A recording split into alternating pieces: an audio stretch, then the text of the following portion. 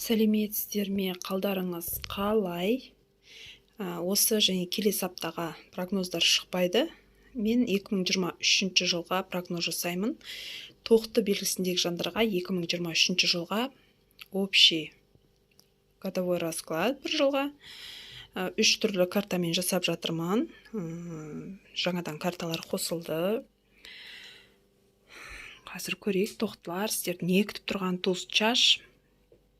Дәрежеңіз өседі, жұмысқа байланысты, немесе бір іске байланысты басқа тараптан предложение аласыз.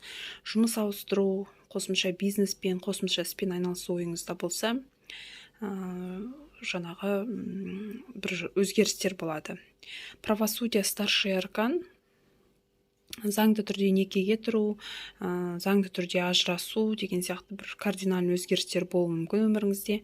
Және де сотқа байланысты бір істер жасайсыз. Мысалы, үйге байланысты бір сотпен байланысты істеріңіз болса, немесе банкпен, басқа да бір адамдармен соттасып жатсаңыз, осы 2023-те сол істі қолға аласыз, және де жеңіс сіздің тарапта болады. Смерть старший аркан, бір іспен, бір жұмыспен қоштасып, бір бұрынғы өміріңізбен қоштасып, бір жаңа қадам бастайсыз, жаңа өмірге жол ашасыз. Бұрынғы жұмысыңызбен қоштасып, бір жаңа жұмысқа орналасуыңыз мүмкін. Немесе бұрынғы бір араласып жүрген сізбен ренжісе беретін, сізді жаңағы өтірік достар болады ғой, бір сондай досыңызбен қоштасып, жаңа бір адамдармен жаңа ортаға келуіңіз мүмкін. Яғни бір кардинальный өзгерістер бар сізде бір жылдың көлемінде. Келесі бізде вспышка молнии. Бір көзді ашып жұмғанша өміріңізде кардинальный өзгерістер болады. Бұл өзгерістерден қорқудың қажет жоқ. Сіз подъемдасыз, яғни бұл жыл қандай да бір іс бастамас үшін бәрі өміріңізде бір өзі келетін болады. Сіз іздеп тауып бәрін жасамайсыз. Көзді ашып жұмғанша өзіңіздің алдыңызға келеді. Бірақ шешім қабылдарда өзіңіз асықпағаныңыз үшін, каждый шешімді асықпай ойланып қабылдағаныңыз үшін, барлығы тез келді алдыма, тез шешім қабылдап жасай салайын деген болмайды. Өмір сізге барлығы тез алып келіп тұрса да, сіз асықпағаныңыз үшін шешім қабылдаудан. Снежное мерцание, жаңағы бір қиындықтар болса да, қажымай алдыға қарай жүру керек. Енді қандай да бір кардинальный өзгеріс әр адамның өміріне әртүрлі әсер етеді. Бірақ к лучшему дейді ғой, бұл болып жатқан өзгерістер, сіздің өміріңізде болатын өзгерістер 2023-те барлығы тек жақсы жаққа қарай. Бірақ енді кардинальный өзгерісті әркім әрқалай қабылдайды. Жұмыстан шығып қалып, жаңа жұмысқа орналасу, жаңа коллективке сіңісу, жұмысқа үйрену деген сияқты, бұл әркімге әртүрлі. Біреу тез үйреніп жатады, біреу ұзақ үйреніп жатады деген сияқты кардинальный өзгерістерге. Сондықтан сіздерге біраз қиындау болуы мүмкін, бірақ қорқудың, артқа қадам жасаудың қажет жоқ. Шешім қабылдадыңыз ба, қадам басып алдыға жүрсіз ба, алдыға қарай жүргеніңіз үшін артқа кетудің жаңағы сізге артқа кеткеннен пайда жоқ. Дар небес, бұл өте позитивный карта. Өміріңізде болатын өзгерістер барлығы тек жақсы жаққа қарай. Және де қаржы жағынан кардинальный бір жақсы жаққа қарай өзгерістер болады. Жалақыңыз өседі, немесе орналасып жатқан, ауысып жатқан жұмысыңыз, немесе қосымша табыс көзіңіз сізге біраз қаражат алып келетін болады. Яғни бұл жыл сіз подъемдасыздар. Яғни бұл жылы бір кардинальный өзгерістен қорықпау керек, жасау керек, активны болу керек, бір энергияларыңыздың, күштеріңіздің максимально артатын жыл. Сондықтан асып тасып тұрған күшті энергияны жаңа бастамаларға, жаңа істерге, кардинальный өзгерістерге салу керек сіздерге. Келесі удача, судьба, солнце. Яғни картаның өзінің атындағы айтып тұр. Удача сіздермен бірге. бұл судьба, яғни болу керек бұл жағдай. Менде өмірімде кардинальный өзгеріс болып жатыр. Неге менде ғана деп әркім әртүрлі қабылдайды, жаңа айтып кеттім. Сондықтан бұл судьба, бұл болу керек.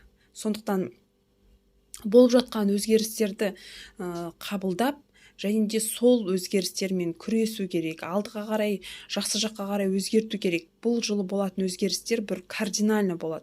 Яғни сізге жақсы жағынан үлкен возможность алып келетін болады. Храбрость, сила. Сізде жаңағы бұл ісіңізде, бұл жұмысыңызда, бұл өміріңізде болып жатқан нәтижелерді көре алмайтын әртүрлі адамдар болуы мүмкін.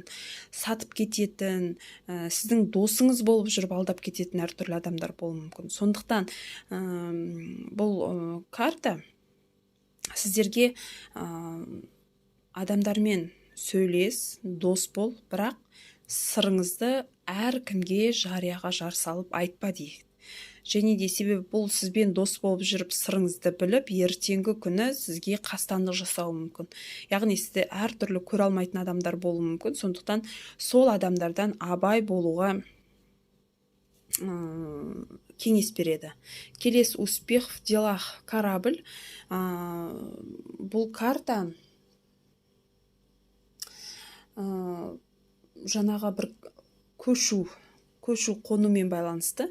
Басқа қалаға, басқа жерге көшулеріңіз мүмкін, үй ауыстыруыңыз мүмкін, жер ауыстыруыңыз мүмкін, путешествие, яғни басқа қалаға жол жүрулеріңіз мүмкін, жұмысқа байланысты, жұмыспен басқа қалаға ауысуларыңыз мүмкін, яғни көшу қонумен байланысты бір өзгерістер болады. Үй алып көшулеріңіз де мүмкін. Немесе көлік алуыңыз мүмкін, яғни крупный покупка болуы мүмкін, немесе жол түседі. Әрине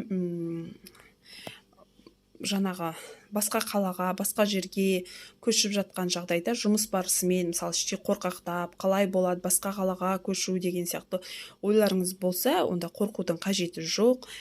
Қандай да болмасын, бұл жасап жатқан қадамдарыңыз барлығы тек жақсы жағынан, сондықтан тек жақсы жағынан қарап, жақсы жағынан пайдалана білгендеріңіз жөн.